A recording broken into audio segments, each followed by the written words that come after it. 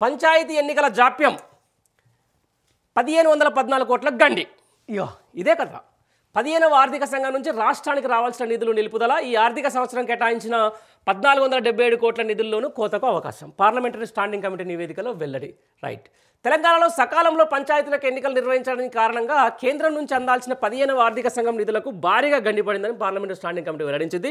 2024-2025 ఆర్థిక సంవత్సరంలో పంచాయతీలకు కేంద్రం 1514 కోట్లు కేటాయించినప్పటికీ పాలక వర్గాలు లేని కారణంగా ఆ నిధులు విడుదల చేయలేదని పేర్కొన్నారు.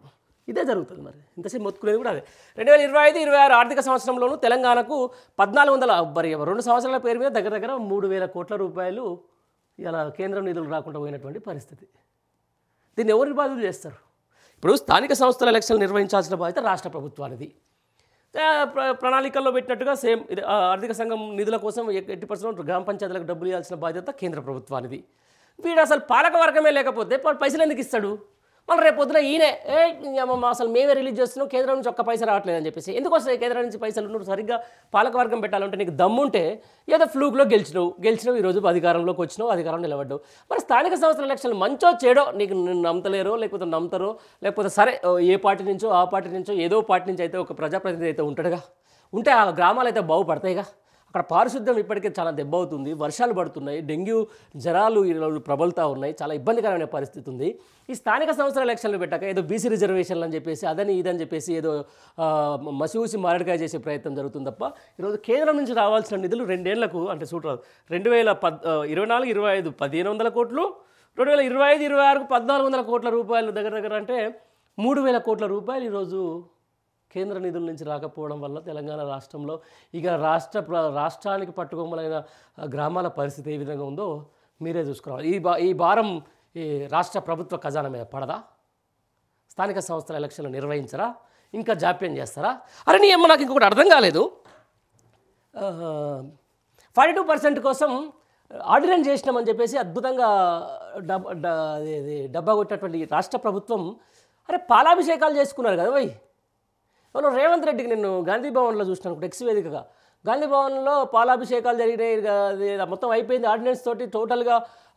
అసలు మొత్తం ఇక బీసీలకు రిజర్వేషన్లు వచ్చేసినాయి, ఇక మనం ఎన్నికలకు సిద్ధమవుదామని చెప్పేసి అనుకున్నారు కదా. కొంతమంది స్వాగతించారు కదా, బీసీ నాయకులు అయితే పోయి మొత్తం పుష్పగుచ్చాలు శాలువాలు కప్పిరుగా. ఇంకొంతమంది ఆర్డినెన్స్ వల్ల సంబరాలు చేసుకున్నారు, రంగులు కూడా రుద్దుకురుగా కొంతమంది.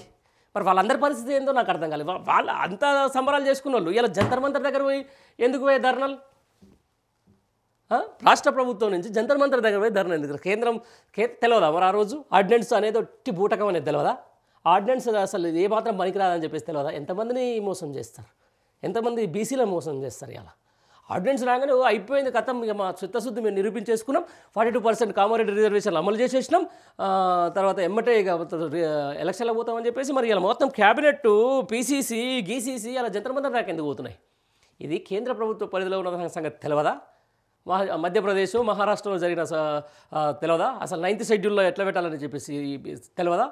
మరి పాలాభిషేకం చేసినాను కొట్టాలి ఫస్ట్. పాలాభిషేకం బీసీ నాయకుడు కూడా ఉన్నారో వాడిని నెత్తి మీద పాలు కాదు, నెత్తి మీద పెట్రోల్ వేయాలి. అసలు వాస్తవానికి ఏం లేదంత ఒత్తిముచ్చట ఆర్డినెన్స్ తోటి రాగానే కొంతమంది అయితే నేను టీవీ డిబేట్లు చూసినా ఇష్టం వచ్చిన అసలు అయిపోయింది. అసలు బీసీల మీద అత్యంత చిత్తశుద్ధి ఉన్నదే ఈ కాంగ్రెస్ పార్టీకి.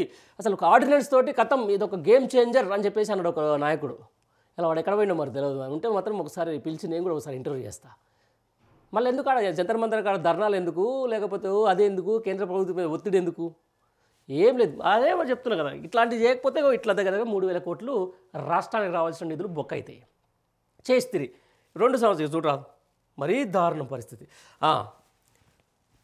అయితే ఎన్నికల నిర్వహణలో జాప్యం జరిగితే ఆ నిధులు కోతపడే అవకాశాలు ఉన్నాయని చెప్పింది. అంతకుముందు సంవత్సరాల్లో కేటాయింపులు మేరకు 2020-21లో 1800 కోట్లు, 2021-22లో 1345 కోట్లు, 22-23లో 1415 కోట్లు, 2023-24లో 1424 కోట్లు విడుదల చేసిందని తెలిపింది. సకాలంలో పంచాయతీలకు ఎన్నికలు నిర్వహించేలా కేంద్ర పంచాయతీరాజ్ శాఖ ఇప్పటికైనా చర్యలు చేపట్టాలని, లేని పక్షంలో పటిష్టమైన ప్రభుత్వ యంత్రాంగాన్ని ఏర్పాటు చేయాలని సిఫార్సు చేసింది. ఈ మేరకు పంచాయతీరాజ్ గ్రామీణాభివృద్ధి మంత్రిత్వ శాఖల parliamentary standing committee chairman Saptagiri Shankar Ulaka నేతృత్వంలో కమిటీ డిమాండ్ ఫర్ గ్రాంట్స్ 2025-26 రెండో నివేదిక ఇవాళ పార్లమెంటుకు సమర్పించిందని చెప్పేసి. రైట్. ఎన్నికల జాప్యంతో కుంటిపడుతున్న అభివృద్ధి. గత మార్చిలో ఇచ్చిన తొలి నివేదికలో ప్రస్తావించిన మాదిరే ఇందులోనూ పంచాయతీ ఎన్నికల అంశాన్ని కమిటీ ప్రధానంగా ప్రస్తావించింది. మొదటి నివేదికలో 73వ రాజ్యాంగ సవరణ ద్వారా అన్ని రాష్ట్రాల గ్రామ స్థాయిలో 5 ఏళ్లకోసారి పంచాయతీలకు ఎన్నికలు నిర్వహించడం తప్పనిసరి. రాజ్యాంగంలో ఆర్టికల్ 243(3) ప్రకారం పంచాయతీని ఏర్పాటు చేసేందుకు ఎన్నికలకు దాని కాలపరిమితి ముగిసేలోపు లేక రద్దు తేదీ నుంచి 6 నెలల వ్యవధి ముగిసేలోపు పూర్తి చేయాలి. తెలంగాణ, తమిళనాడు, ఉత్తరాఖండ్లో 2024లోనే ఎన్నికలకు నిర్వహించాల్సి ఉన్నా ఇంకా నిర్వహించలేదని తెలిపింది. దీనికి కొనసాగింపుగా ఇటీవల ప్రవేశపెట్టిన నివేదికలో తెలంగాణలో ఓబీసీ రిజర్వేషన్ అమలులో జరుగుతున్న జాప్యాన్ని ప్రస్తావించింది.